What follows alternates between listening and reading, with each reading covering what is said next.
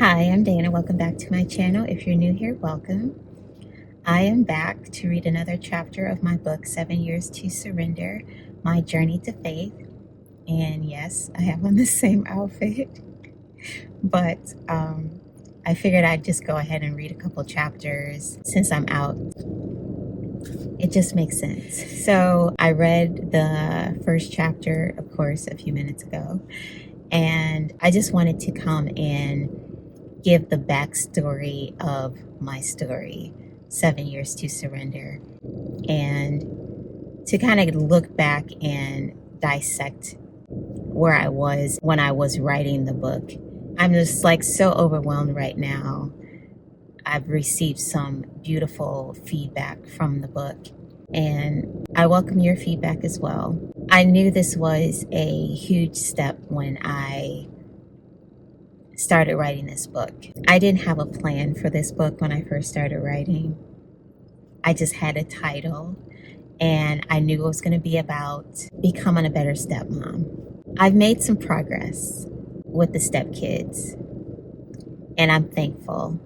And I'm still healing those relationships and the trauma that even I went through.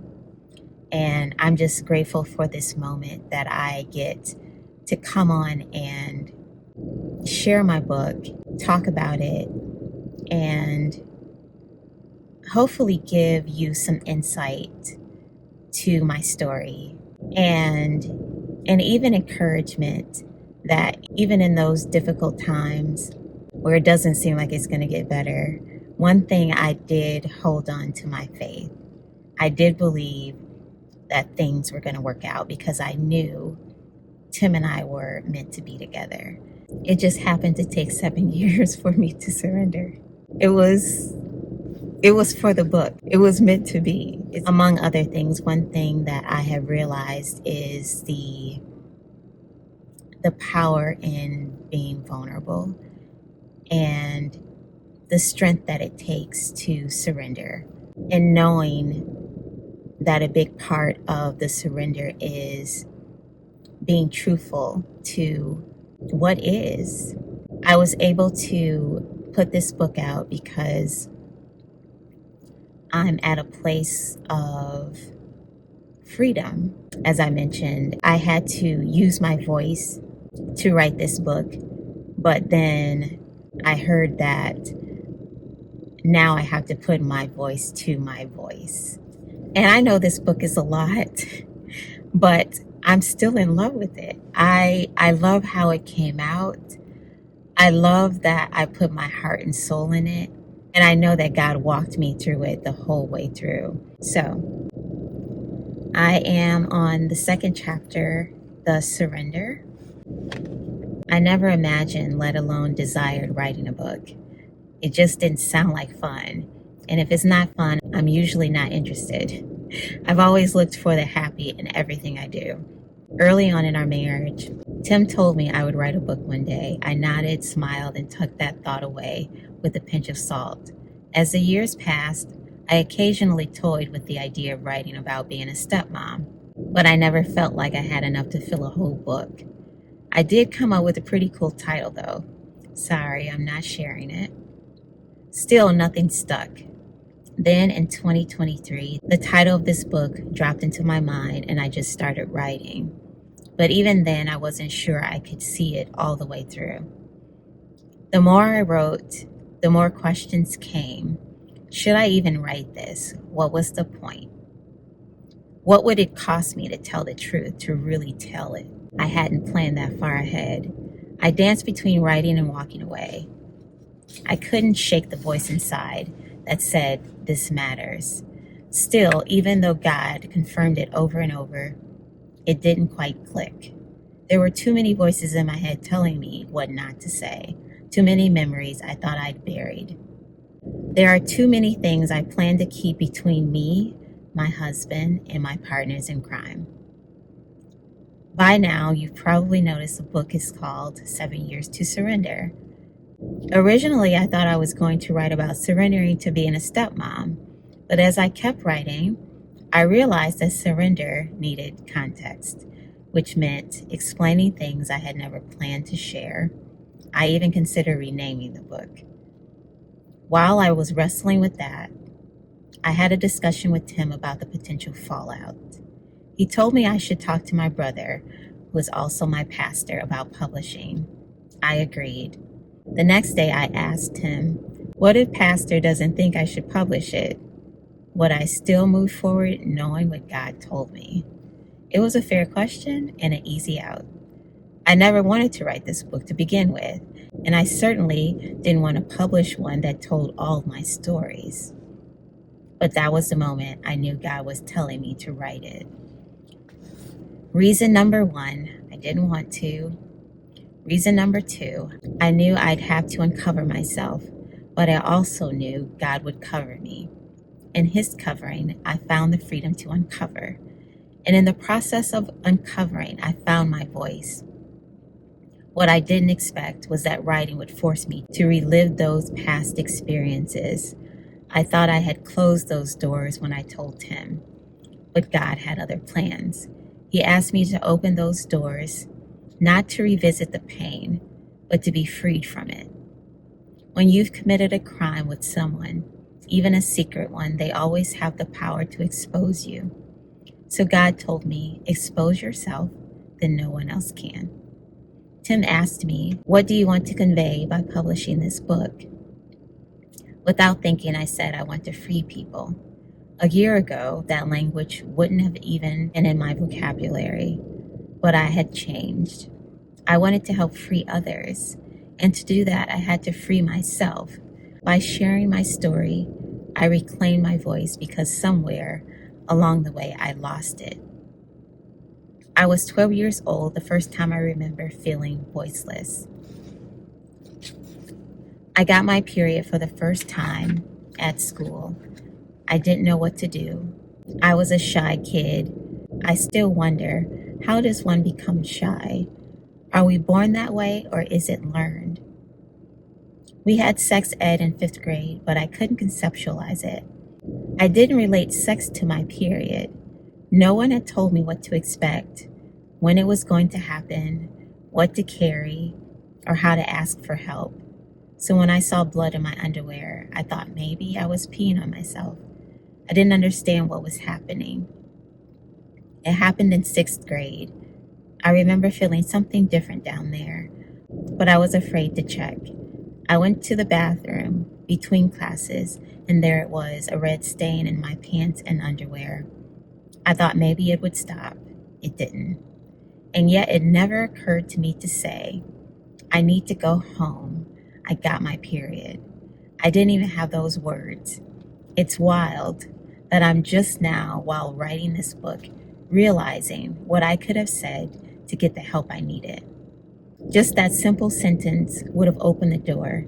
Any teacher would have understood and taken the necessary steps. I don't know how long I walked around with blood on my pants. Maybe no one noticed. Maybe they did. I was wearing red pants that day. And now I hear God saying, even then I was covering you in the blood. That was the little girl who felt alone, the one I'm still healing. Why did I feel like I had no voice? Why did I feel so alone? Maybe it's so that now I could write this book, so that now I can use my voice. Back then, I was too afraid to speak. I became private, overly so.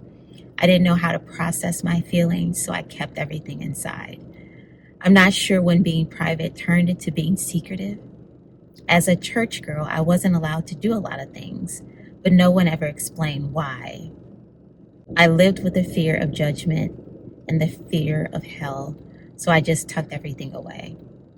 The danger of secrecy is that it can keep you bound.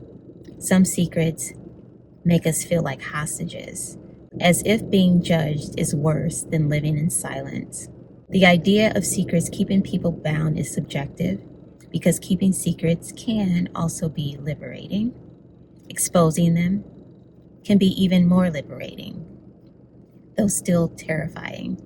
I've cried more times than I can count while writing this book, But I've also felt a deep knowing that this story needs to be told. God set me up for this. I thought I'd live my life quietly, that no one would ever know my past. But every part of my story was preparation for this moment. Writing this book is how I'm taking my power back, by using my voice to share the secrets that once held me captive.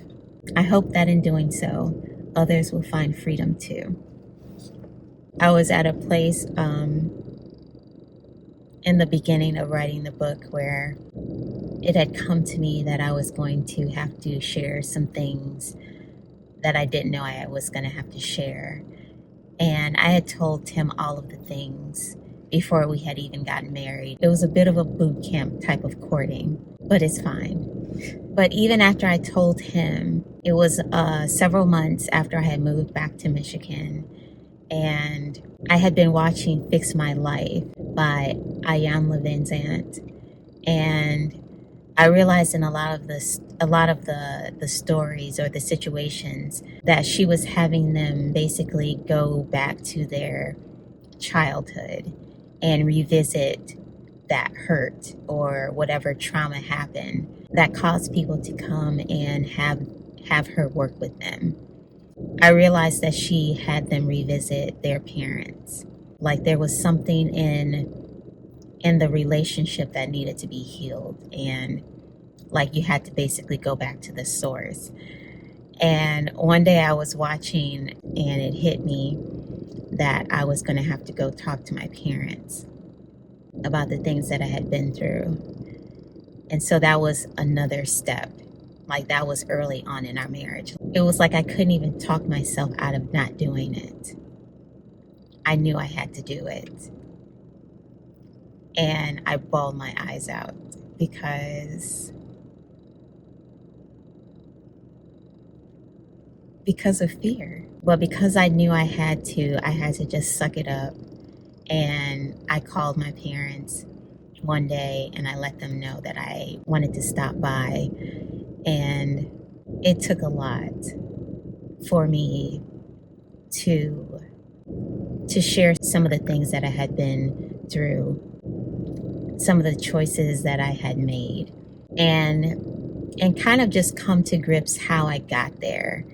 Once again, I don't want to step ahead because it's later on in the book, but I remember a time when I was a young adult and going to church. I heard about the Bible story about basically your secrets being broadcast for everybody to know.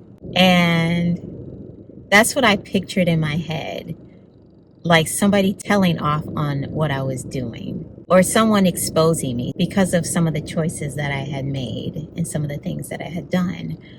And that freaked me out a little bit.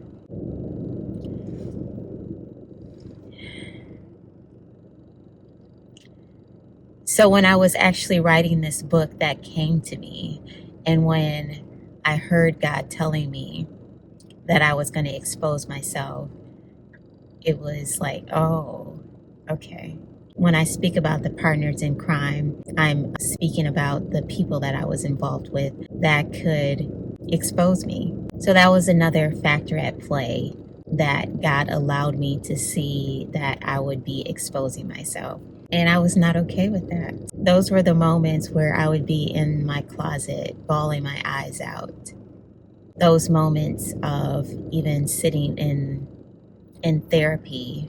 So this chapter just talks about like mentally preparing myself or mentally coming to grips with how I got here.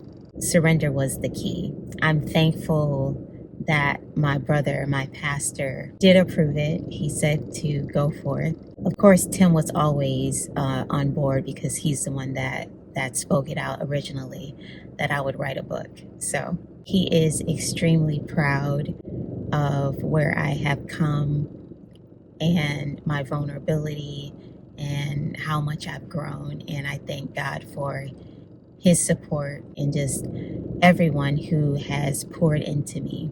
It's still scary. It's still the unknown of what is to come. But I've already taken the biggest step, and I just have to continue to walk it out. I have to continue to surrender regardless of what comes next. I can't control anything, but I can control how I react to it. I am just going to continue to move forward, continue to trust God, continue to rest in Him. All right. Once again, I welcome your feedback, and I hope you will go purchase the book, 7 Years to Surrender. It's available on Barnes & Noble by ebook, paperback, or hardcover. And I'll talk to you soon. Thanks for watching.